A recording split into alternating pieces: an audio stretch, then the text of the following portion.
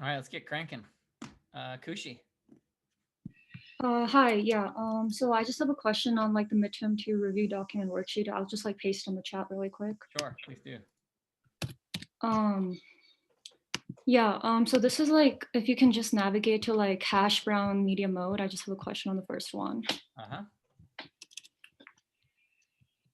So I was just wondering, like, for the first one, given a strength of length L, etc., how they got theta n times L in the worst case. Does this come from like resizing or like the string length?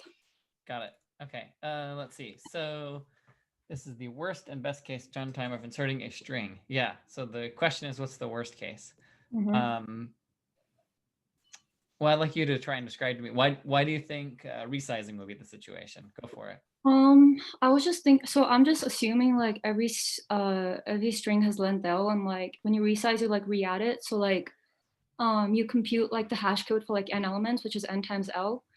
Or and then I asked a friend and he said that so like for string equals, that like compares like each character, so like that's L for like n elements. So I'm just like confused, like which one is it, or is it both of them? All right, great. I like that description. So I would say you're both of them are reasonable answers for why it's theta NL. Certainly, if you are, well, let's start with everything's in one bucket. That's the more straightforward one. So if everything just happens to be in the same bucket, then as you said, if each bucket is stored in your hash set as an array or a list or something, then indeed what you'll end up doing is having compare to. So the compare to cost for each compare to will cost L, and you'll have to do n compare tos, and that's assuming that all the strings are length L, right? If we talk about resizing, that's an interesting question. So it depends on how you implement resize. If the way that resize is implemented is that you literally call the add method, right? Let's see. So on a resize,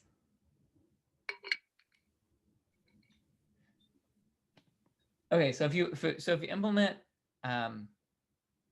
resize by just taking all your original elements, hashing them, and putting the item in the hash table, then you're gonna have to do that, as you said, n times, and each hash code is gonna take L time to compute, so it'd be NL.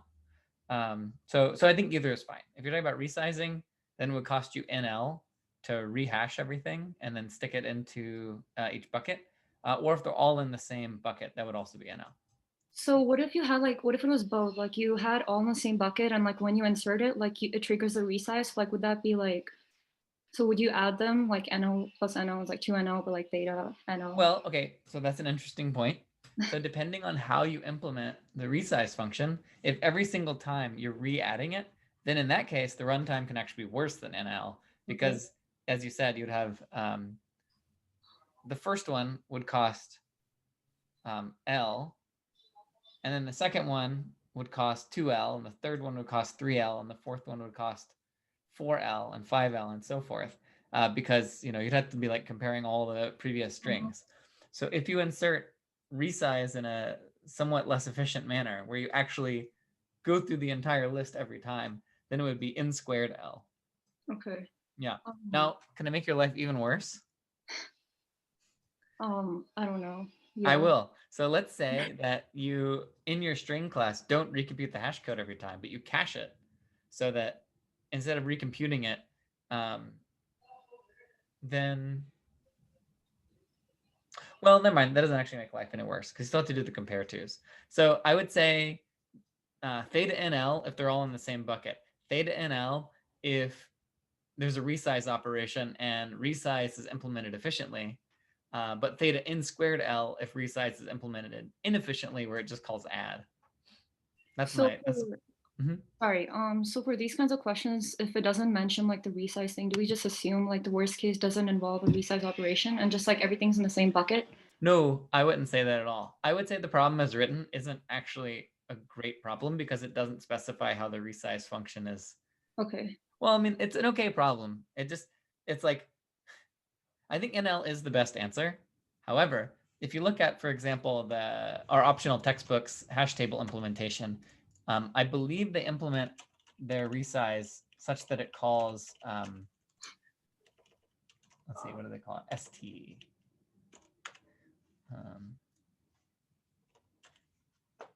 Look at their resize. I would feel uncomfortable asking this question on a midterm on the, because I'd be worried that someone might have looked at the optional textbook, maybe, and looked at this code. I'm gonna show it to you. Is this sharing? Yeah. Okay. So if we look at their resize, if I recall correctly, yeah. So what theirs does, whenever you resize their separate chaining or external chaining, or both terms are equivalent, is it actually goes through and it puts everything back in the table. And if everything's in the same bucket, then it's going to cost L, 2L, 3L, 4L, 5L, up to NL, which will be n squared L. So this particular implementation of the resize method is theta n squared L. However, you don't actually necessarily want to call put. You could be a little more efficient if instead of, actually, question for you. In the put method, I know we're just like unspooling question after question out of this, but that's why I kind of wanted to dig into it. So they call contains, let me find contains. It's called get. Okay, sorry. I forgot how deep this thing is. Get. Okay, hold on. I'm not going to look at the code. I'm just going to go back to talking, which is there are two choices whenever you are resizing.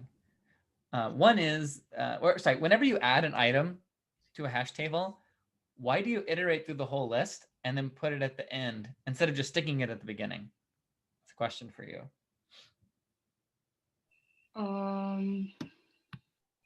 Because you need to check if it's like equal, and like if you check, like you can't have like duplicate keys. So like if there's an equal key, you gotta like update the value. Correct. Yes, because there's a chance there's duplicates. Now, when you're resizing, right, you don't actually need to do that duplicate checking because you're resizing a table which is guaranteed to have no duplicates. So when you're doing resize, you can actually just stick the items at the front of the list as you add them without iterating over. So you can like compute like the hash code and like just do like the set.add like new entry or whatever, because that's what I did with like my hash map implementation in Lab 8. Yeah. So your hash map implementation, how did you store your buckets? They were what? So I just did like for key and like my hash set keys, I just did like index equals floor mod of the hash code and like the new length. And like I just inserted like the entry of the key and like get key in the new hash map at the index. But each of your buckets was a list? No, yeah, it was an array list. Great. Okay, so I suspect your code might have been the n squared L style. If what you did is you just like added it, you like if you iterate over the list to make sure there's no duplicates, and then add it to the end if not. That's the n squared L way when you're doing resize. I don't know. Yeah, I'd have to look at your code, but yeah. Okay, well, thank you. Got it. Anyway, wait, see, so that's why I think, by the way, and I know that I wasn't as careful with this as I might have been if we were all in a room and we had a whiteboard and whatever. So I kind of blazed through that. But the idea was rather than just answer your question, turns out there's a lot of other questions we could ask that are closely related. Okay. Thanks. You got it. Any follow-ups on that? Anybody want to jump in? Not hand raising, just say a thing. Let's see. Wait, so you said that it was n squared L because the resize wasn't very efficient and it like kept rechecking everything when rather it's n squared L if the resize is implemented inefficiently by like rechecking yes. to see if like the bucket got it. Yeah. Someone else also mentioned, what if you're using a different thing for the buckets, like instead of a linked list? Yeah, so in that case, you'd have a totally different runtime. And so that's actually another way to make a life more complicated, is that if the buckets are themselves balanced trees, then resize, if you implement resize,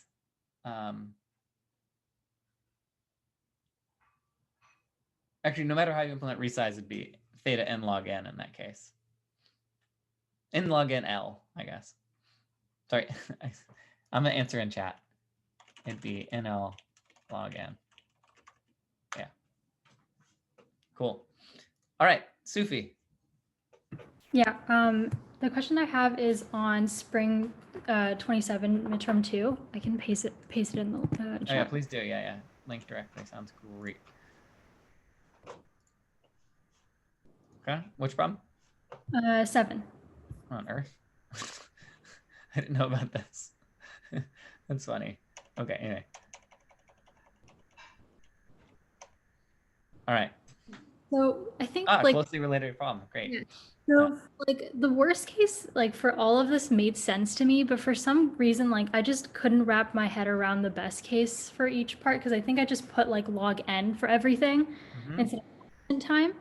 And I wanted to know like what we're assuming the best case is in like in A and then also in B, and why they're the same and why resizing doesn't really make a difference in both.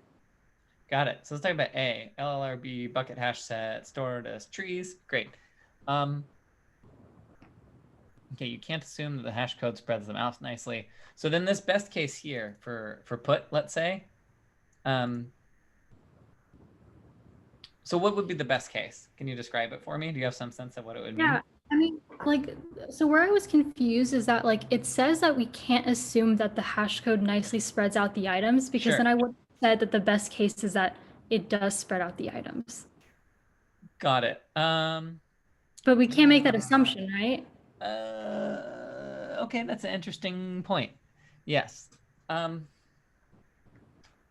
So best case, that is a really interesting argument. Yes, one could say that the best case would be that it spreads the items out nicely, right? In which case the best case should be log n. Is that what you're arguing? Yeah, and that's kind of what I said. I think that's actually a pretty interesting and good argument. I hadn't heard that before. Let me give you the counter argument, but I almost think maybe, at least just coming at this problem fresh right now, I kind of like your answer more. But the alternate best case is the item you're inserting is being put into an empty bucket. Okay, so then that's what I thought maybe it could be. And the reason why I didn't think that was because I thought you can't really assume anything about like the number of items. And yes, that is true. You can't assume anything about the number of items. However, you could still say like n could be arbitrarily large. Otherwise, you're cheating, right? Like you have to assume that n is growing towards infinity. So in this case, the best case is that we have, 8 trillion items, and they're all in some other bucket. Okay, so we are assuming something about it, like the spreading. Yes, yes. Part of the case is how things are spread out here. Yeah. Okay. Yeah. No, you made the opposite assumption that I did, because your argument is that that's actually not the best case, Josh. The best case is that they're evenly spread. That would be like a better performing table overall, and maybe we shouldn't be focusing on just one operation. So that's a subtle argument, and I wonder how many people in 2017 had the same argument you did and got this problem wrong, because I think that both of us could be right. Okay, and then in that case, like the way that I'm thinking about it, then would like contains key and remove then also be? Well, contains, on the other hand, I think that one I feel pretty comfortable. It should just be theta 1, which is that the item you're looking for just happens to be at the top of the binary search tree. Okay. Right? Does that make sense? Yes. Yeah. So I think contain should be theta 1 no matter what. Got it. And that's because we're assuming it's placement in the LLRB that we have. Correct. Yeah, in the best case, it happens to be at the top. And it doesn't really matter how the items are spread out. Remove this is. Yeah. Oh wait, actually, maybe not, because.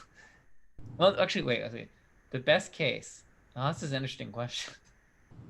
So if you're removing from a balanced binary search tree, the best case is you're removing from the root, but you still need to find the successor. And finding the successor is going to be. Oh wait, let's see. Oh man, this is actually kind of hard. Because my best case when I wrote the exam years ago was I was thinking it's a hash bucket with one item in it. But by the Sufi assumption, which I think is a reasonable assumption about what best case means. So the question is, what is the best case removal time from an LLRB? Yeah. I actually don't know the answer to that question. Professor Hug, Yeah. ask something? So, well, can't Yeah. you generally assume 1 to 2 items because you have a low factor of 2? Yeah. Say So again? you will always have, best case should be 1 because you won't have Oh, many sorry. items Yeah, in I the was, bucket. you know, to be fair, I was thinking about this problem. I got ahead of myself.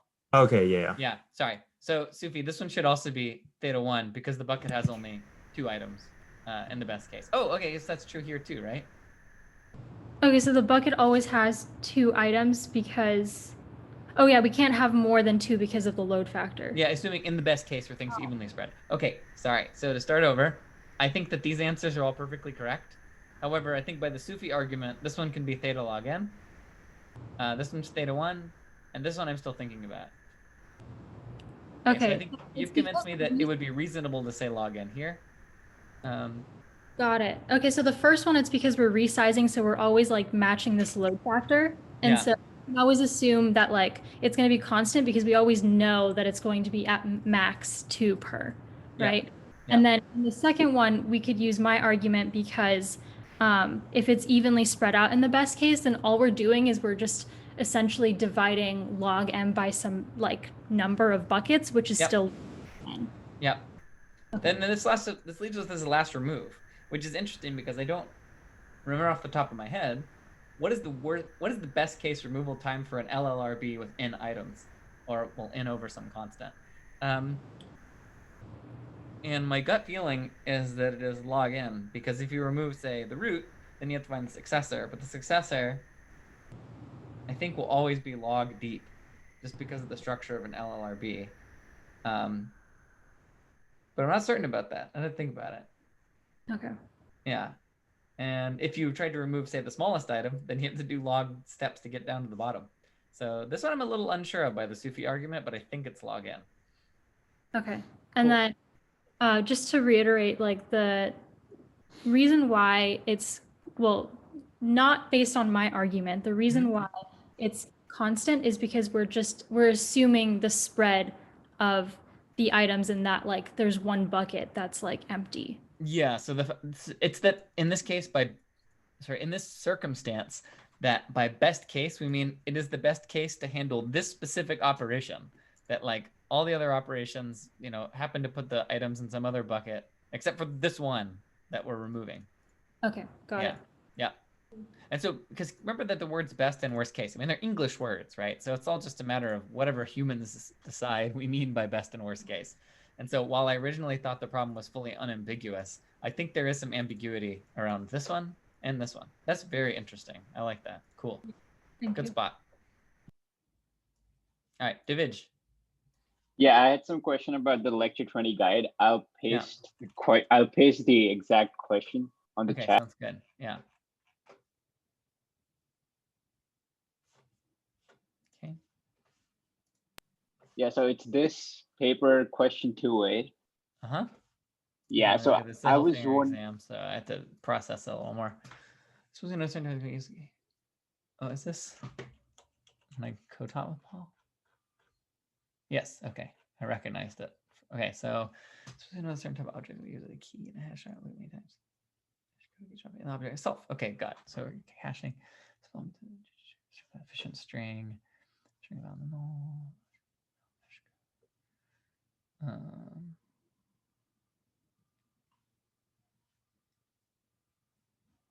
Null. Okay, great.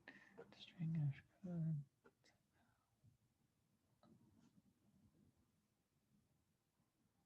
Okay.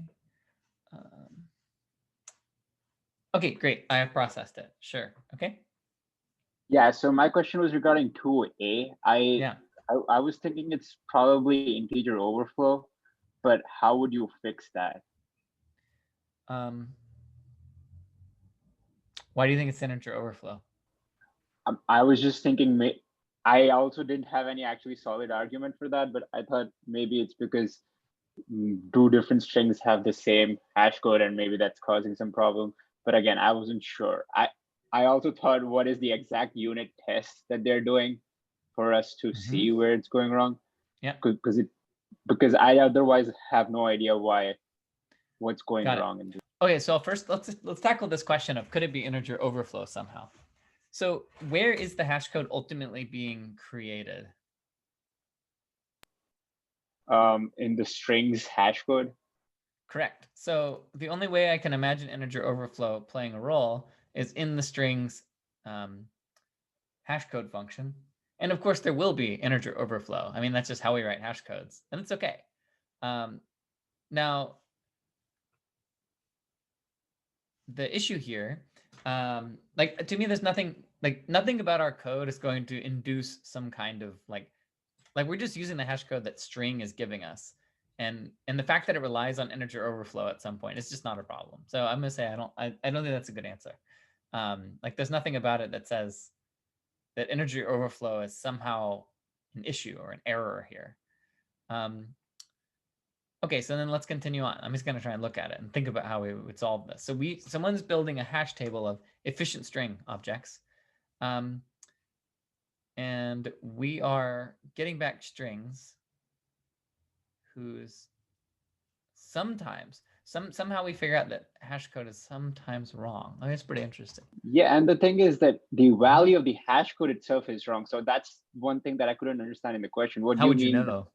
Yeah, what do you mean the hash code is wrong? I mean, you expect it to be 1, but it's returning 0. But then the string is the function that's returning 0. So how do I know what's the string doing wrong? Okay. That's an interesting question. All right, let me stare at this code for a bit. So this is a pretty cool problem. String, it has a hash code, it has a string. Okay, so no, this is a string hash.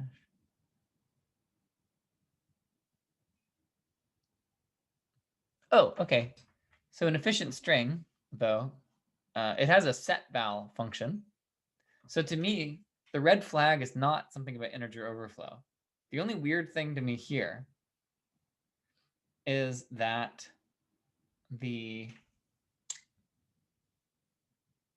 so do you remember something about mutable objects and hash tables?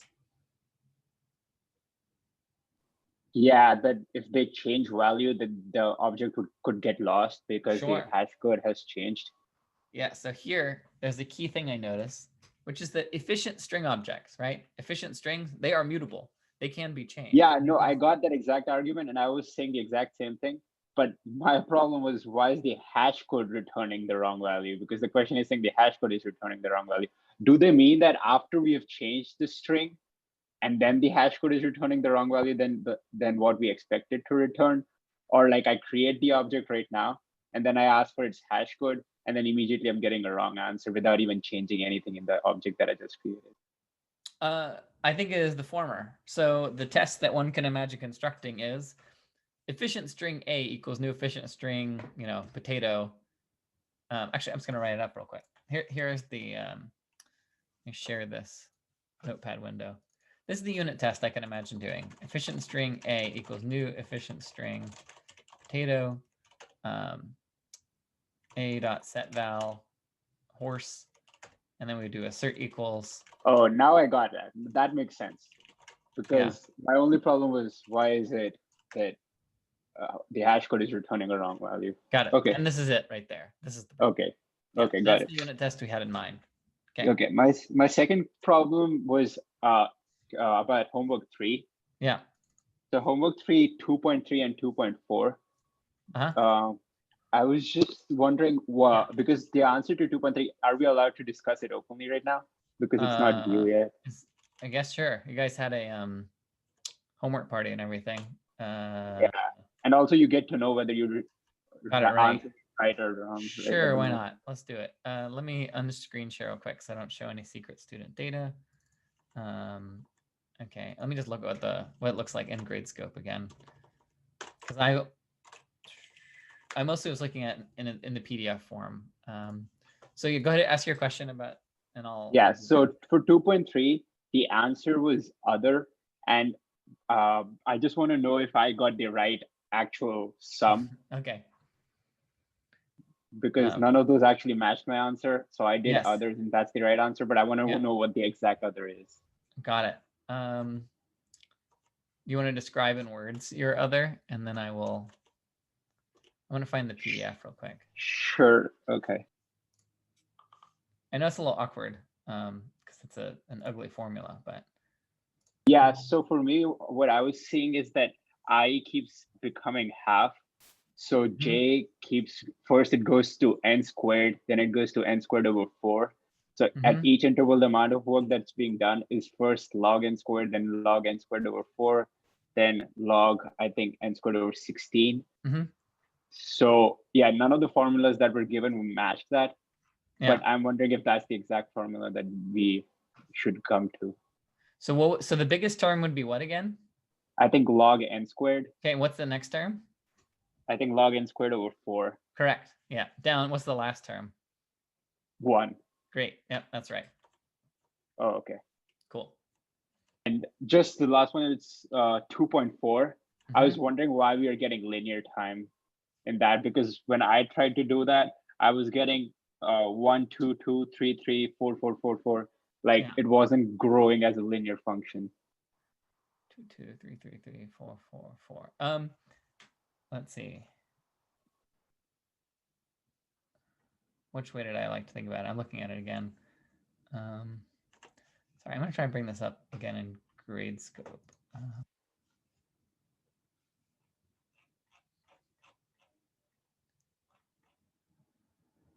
Okay. All right.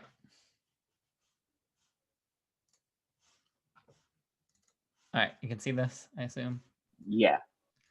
So right there, I mean, because when you have n equals 1, it inserts just once. Yeah. And then when you have n equals 2, it inserts twice. Yeah. And then when you have n equals 3, it inserts twice again. And then when you have n equals 4, it inserts thrice. N equals 5 inserts thrice. N equals 6, it is when it inserts 4 times. Yeah. And then up to n equals, I think, 10, it inserts 4 times. Yeah. So that's not growing as a linear function, but the answer is n. What did you think it should be instead? I was one, it's not even log n, but it could be somewhere close to log n. But as soon as I saw that series, I was like, it's not supposed to be n at all. Got it. It cannot be n. So I guess it's a matter of picking a cost model. I need to look at this thing a little more carefully. Sorry, I've thought about it a lot, but yeah. Remember this is the one that Itai thought was really hard and I thought was not hard, but let me look at it. Okay, so we got size, we got add first. Let's see. Yeah, yes, that's right. Add first.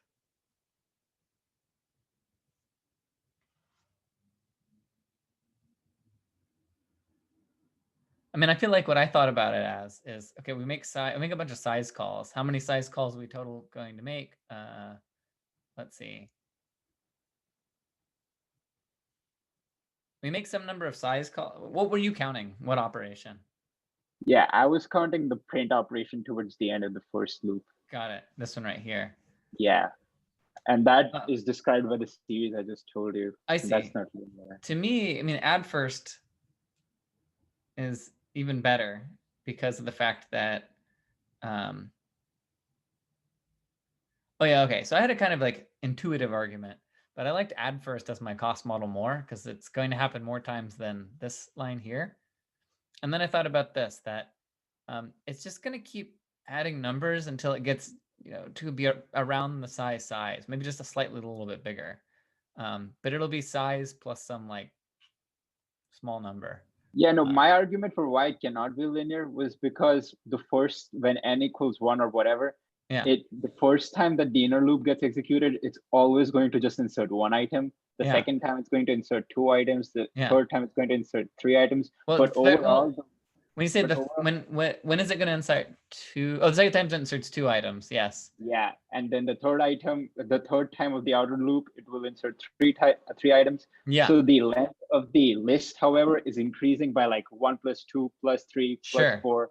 Yeah. And that just didn't seem linear to me, because then as you increase and the list's dot size is increasing faster then. But the total number of list dot sizes, right, will be smaller because you're only going to call list dot size some smaller number of times. It's less than n. Like if you're counting size calls, then it's going to be less than n. Like, I mean, I had a kind of intuitive argument for it. There's a longer version of the argument, But to me, it's that if I count add first, so I can see why this problem is hard, but the number of total items that gets added to the list will be a little bit larger than n, right? Like, because the list ends. Yeah, true. A little bit Exactly. larger. Than, Yeah, it will always be greater than n. Yeah, but just a little bit greater than n, not by much. Yeah, and yeah. It's not any function greater than n. So the detailed argument, I'll spoil it, but I kind of don't want to go into the whole thing, is you can count up that function. You can realize that it's n plus root n, and that n dominates the root n, if you really, really, really count it out carefully. Because basically it's the total number of add first calls will be n plus root n. That's what it boils down to, if you want to know what the full analysis yields. Okay. Yeah. Yeah, I guess my intuitive look at this problem, though, is just like, it's a little bit more than n, but it's basically n.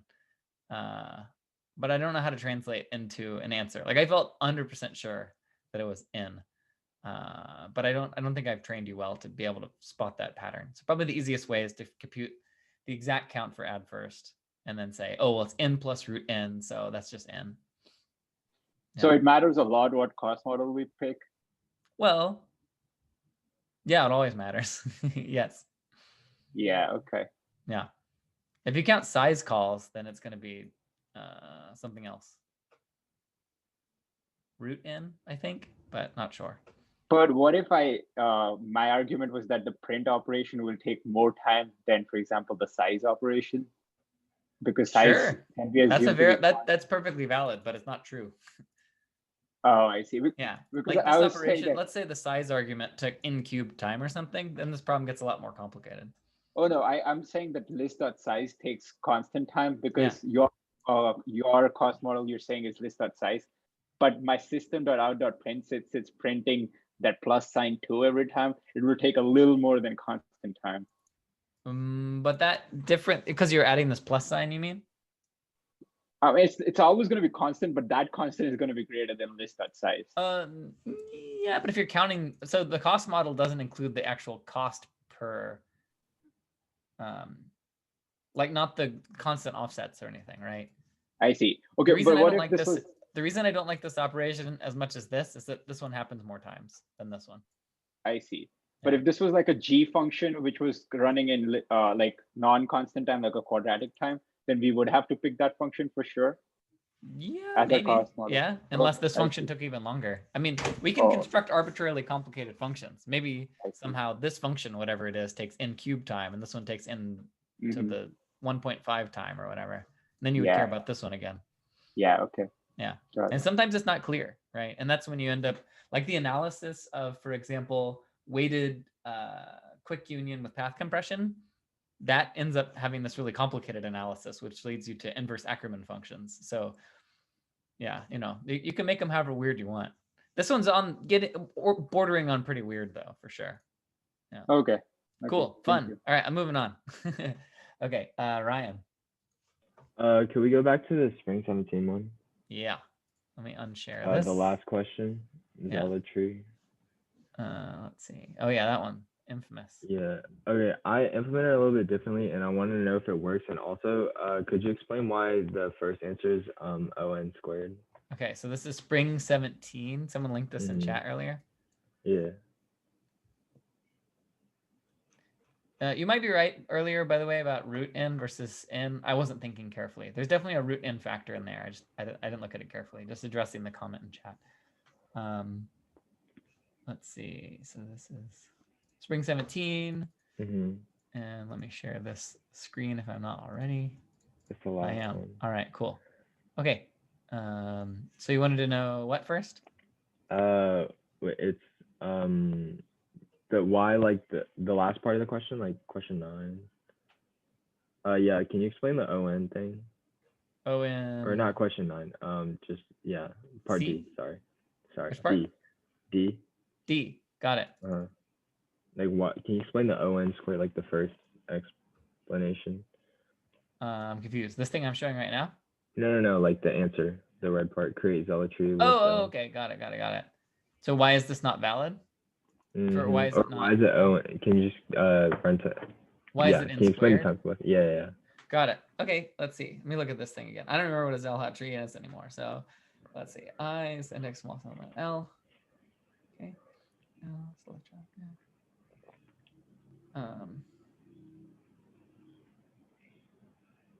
oh, I see. Yes. So it is,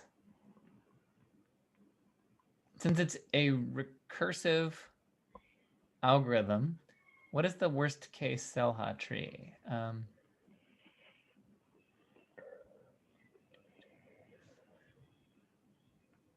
Okay, so this right here. Oh, so the worst case would be a tree that is spindly. Do you agree with that? Yeah. And so in that case, if we made the function call itself recursively, then you could end up with a spindly, like you just keep going down the whole tree. I think that's right. And it's n squared because you're recreating the list each time. I think because you have It's to. like you're just splicing it, so it's like one less. I think that's the. I think I'm just spitballing here because I'm trying to process quite a lot at in one moment. I is, oh wait, sorry. Let index I be the index of the smallest element in L. Actually, I think it's just that this takes. Actually, that's the problem. Finding the smallest element in L takes n time if you're just iterating over a list. So actually, that's the cost. You have to find the smallest item, then find the next smallest item, then the next, then the next, then the next, and so forth. Okay. And then my explanation for your algorithm. Yeah, my algorithm. So could you just tell me if this works real quick? So I like created Probably like an array. But I'll try. Okay. I created an array of length n, and then also a hash map of length n. And it was kind of like the disjoint sets thing, and then I iterated over like the input array, and then inserted into the hash map where the key was the number and the value was the corresponding index in the array. And then I iterated from 0 to n length of the array -1. And then at each iteration, I compared the number of the input array at index I and then index I plus 1. I used the hash map to get the index values of the input numbers for the array. And then in the array, I set the smaller number as the smaller number from the comparison as the parent to the larger number's parent. Does that work? Yeah, I think I would need to spend some time really thinking about this. First of all, I think crucially, I need to understand what a Zelhat tree is again first. Oh, okay. I mean, I kind of get it, but yeah. I mean, I can literally read it, but I haven't had time to really digest it. Okay, all right, that's fine. But like the big point, like why I was asking that question was because like I like actually like created like a data like a object, and like I didn't like return like a tree node or something. Would that be fine for like a question like this? Like you returned say again? You returned a. I just like created like my own object, I guess, that had like an array and a hash map. Got it. I see. Yeah, I mean that's perfectly reasonable. To store it in whatever instance variables you need, so long as it is, unambiguously a tree. Okay. Sounds good. That's interesting though. Like, how do you know? When you say you set someone's left child, like how would you represent that 3's left child is 4 in your data structure? I guess everything just had like 2 children. Yeah, so you were still representing your tree as like as some nodes. Yeah, right? But it's just in an array. I think the left one would be, yeah, I'm not quite sure. Like the leftmost one in the array of, because like each parent would only have 2 children. I think how I implemented it, and then like the left one would be the left child. I guess I'm not sure. But, got it. I don't know. Sorry. Yeah, I don't think I have a good answer for you. I'd have to like really look at your answer. Unclear. Can I ask a couple questions on lecture just really fast? Yeah, let's do it. So like does Dijkstra's or however you say it work for non-directed graphs? Yeah, Dijkstra's. Does it work for non-directed graphs? Non-directed graphs? No. Well, let's see. Hold on. Non-directed graphs. Dijkstra's. Yeah, it should be fine because a non-directed graph, As long as you don't have any negative valued edges, it should be fine. Because it's like the same thing, but like, don't you have to check more edges or something? Sure, you have more edges to look at, but you just have a Okay. graph which has for every edge. Alright, yeah. There's actually just a bunch of cycles all over the place. And then That's like totally the fine. yeah, and then the runtime complexity, you said for Dijkstra's was like the add and then the remove smalls, and then the change priority part. Yeah. That part I didn't really understand, because you said the change priority part was E times log V, where E is the number of edges. But like when you're relaxing edges, like don't you have to like at a vertice, don't you have to like relax multiple? So it'd be more than just like the number of edges, right? Let's see. Let me bring in the slide. Here we go.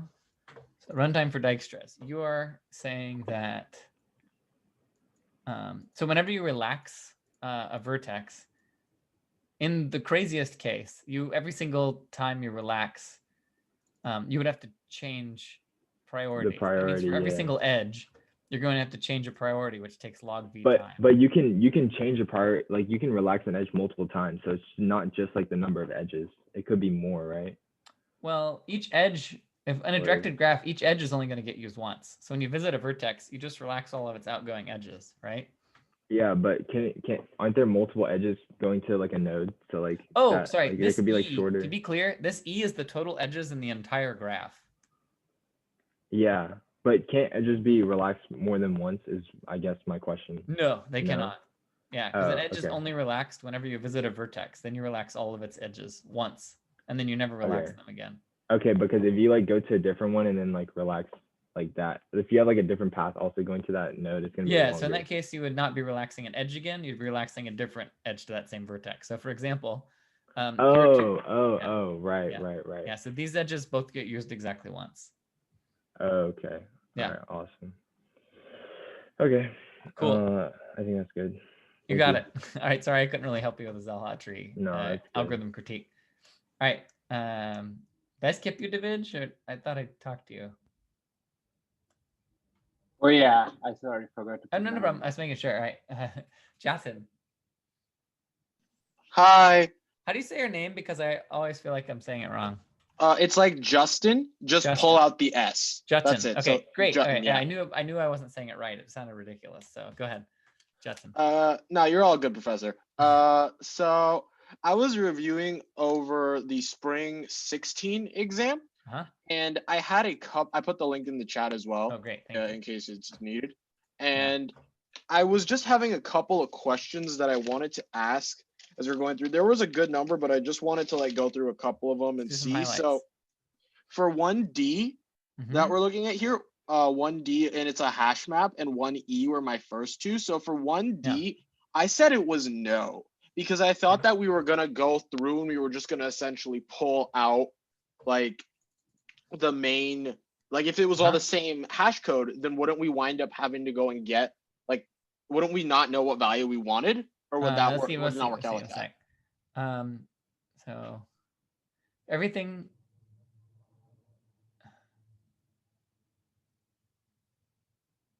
Okay, got it. And you said what again? You said it would be no? I thought it was no because of the fact that they're all the same hash code. So we can all kind of just go. So we would not know what value we're going to go get and whether or not, like contains key, I guess would always, and I thought contains key would always return true, because if every number had the same hash code, then contains key would just be like, oh, the keys there are good, let's go.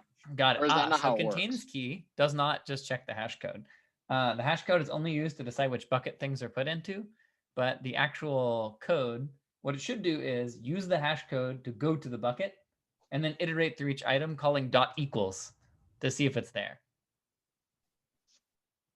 Oh, okay, that makes more sense. Yeah. So for example, if we take those little like Minecrafty pictures that I did in the lecture example, if I insert helmet and I insert apple, and they both have hash code 3, then if I insert apple and then I say contains helmet, it should say false, because it will, it'll compute that same hash code 3, but then it'll actually do a dot equals. So yeah. Okay.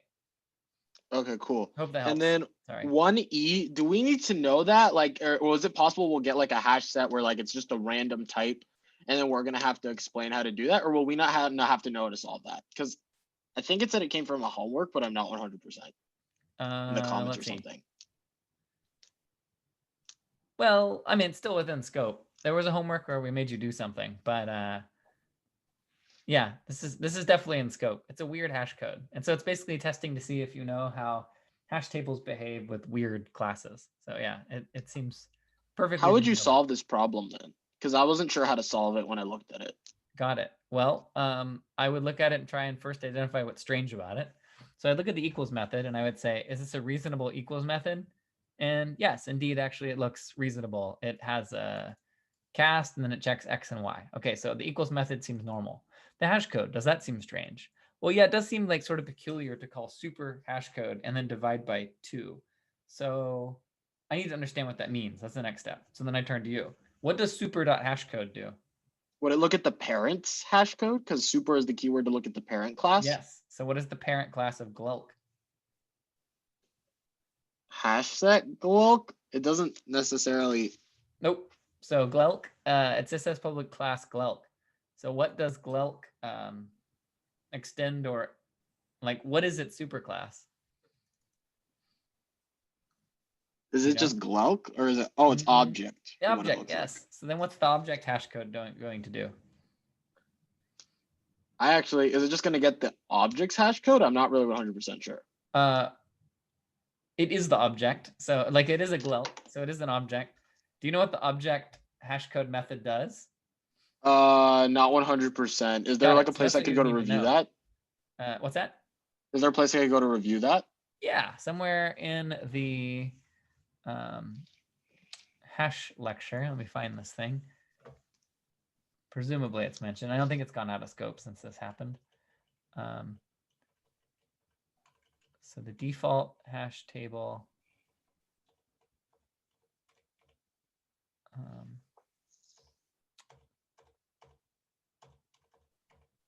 Let's see.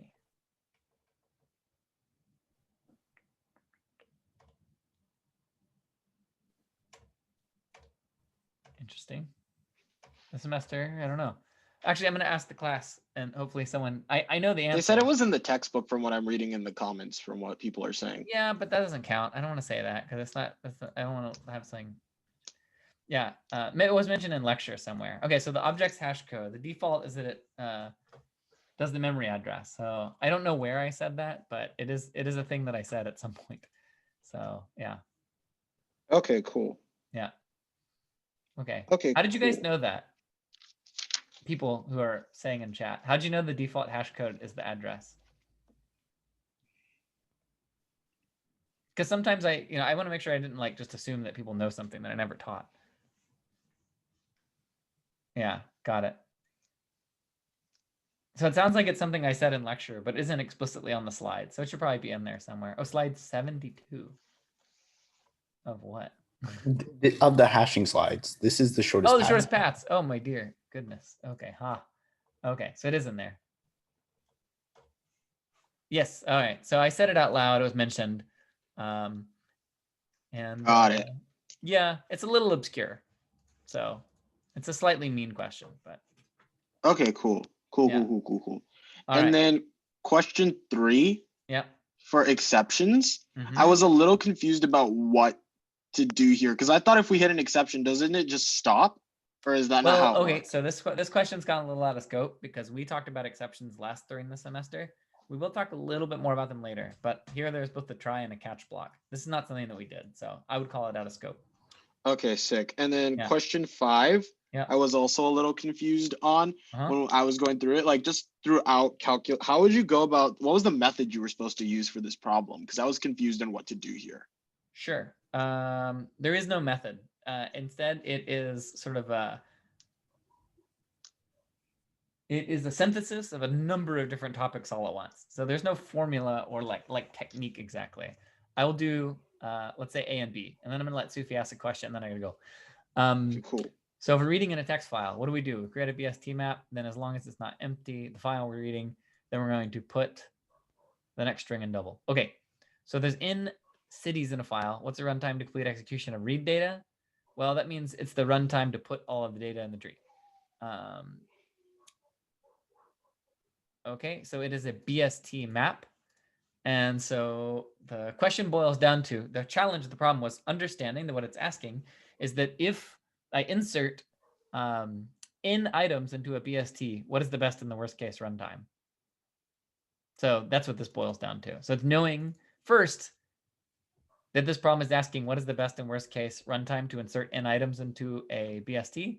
And then once you know that, you have to know the best and the worst case for those two things. Okay, so the best case would be because the height of a BST is log n for a runtime. And because we're inserting n items, we multiply the value by n. So Sure. that's n log n. Reasonable. And then the worst case, I'm a little confused. How do we get the worst case there?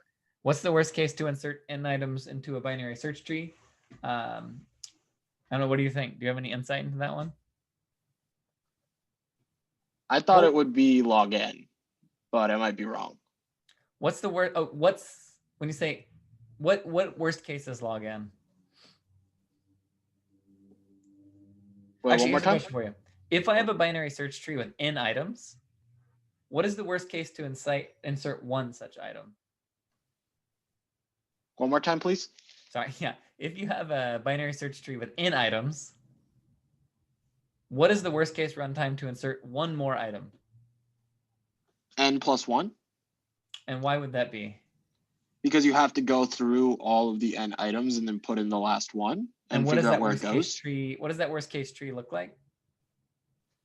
Like physically, or like what would Spindly? it? It's like super spindly. Exactly. So the worst case runtime to insert a single item would be, well, I'll just call it n instead of n plus 1.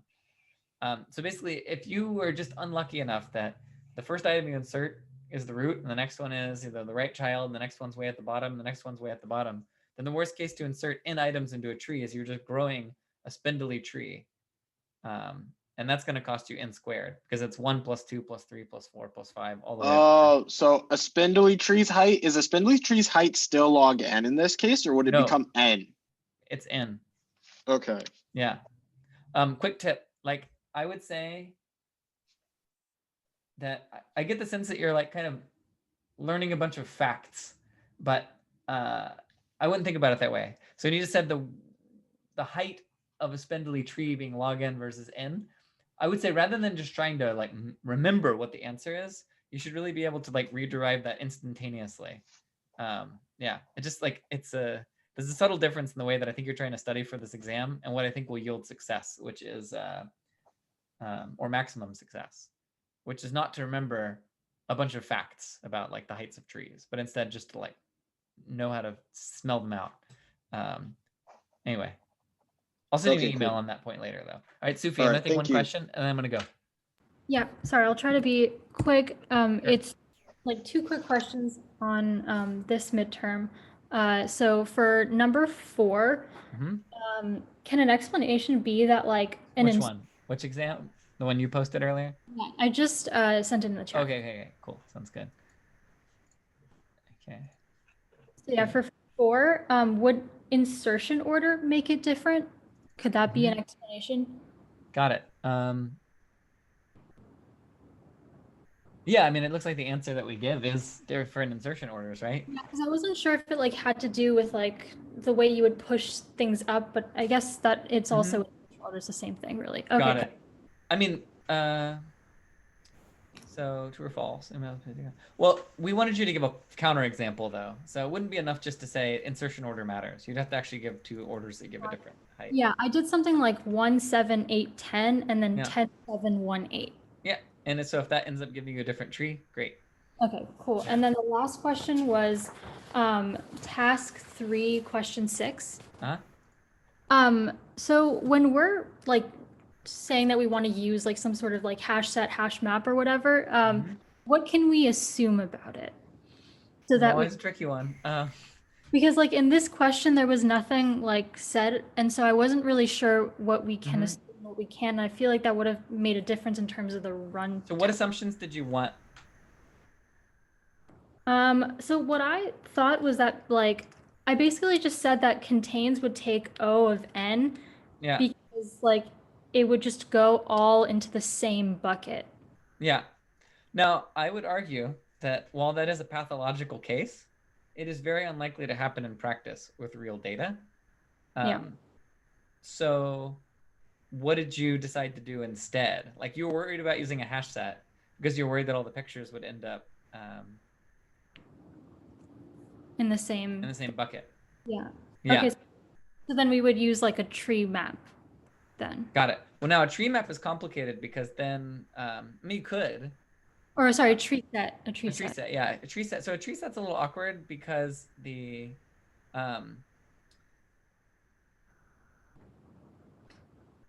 yeah, so actually as it says here, like a hash set is bad in that weird pathological case. So a tree set could be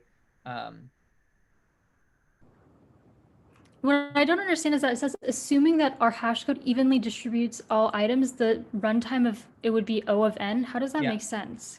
I thought it wouldn't be O of n. It would be O of n if everything's evenly distributed, because it would mean that as you add items to the hash set, each add would be roughly constant time, would be O1, right? Okay. And so the overall runtime would be ON. Does it make sense? Yes. Yeah.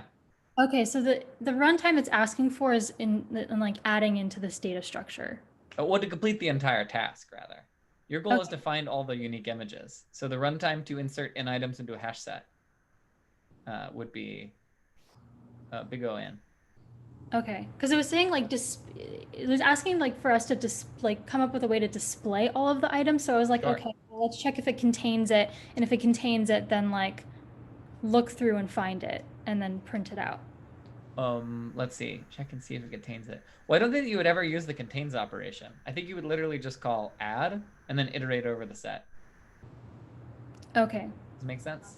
Yeah, I think so. Yeah. Yeah. Okay. But as Thank you know, like a tree set and a hash set are both reasonable choices. Just a Yeah. tree set is weird because then your pictures need to be comparable, and it'd be weird to have pictures be comparable to each other. Yeah. Right? Like, what does it mean for one picture to be less than another? You can define something and it'll work. It's just a little strange.